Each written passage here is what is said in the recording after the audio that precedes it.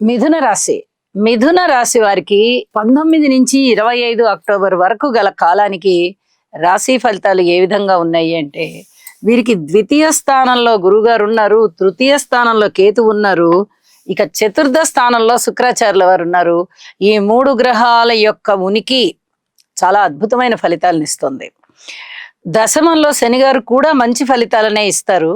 అయితే ఓర్పుగా ఉద్యోగాన్ని చేసుకుంటూ వెళ్ళాలి. ఉద్యోగ జీవితంలో ఏమాత్రం మనదే పై చేయి అని కానీ, లేకపోతే ఇదంతా నాదే అని కానీ, నేనేం చెప్తే అదే వేదం అని కానీ, నా మాటే అందరూ వినాలని కానీ, ఇలాంటి మాటలు ఏమన్నా వచ్చాయంటే ఏ స్థాయిలో వారికైనా కొద్దిగా అలాంటి మాటల్ని అణచివేస్తారు. ఇక్కడ శనిగారు వినయ విధేయతలతో పనిచేయాలి. అక్కడ ఏ స్థాయి వాళ్ళైనా, కార్మికుడు అవని, కర్షకుడు అవనివ్వండి, ఎవరైనా అవనివ్వండి, ఒక ఉద్యోగి అవనివ్వండి, ఒక యజమాని అవనివ్వండి, ఆ విధంగా ఉండాలి. అలాగే మాతృవర్గ రీత్యా బాగుంది, అయితే అనారోగ్యం ఏమన్నా ఉంటుందేమో, కొద్దిగా సేవ చేయవలసి వచ్చేటటువంటి పరిస్థితి కనిపిస్తోంది.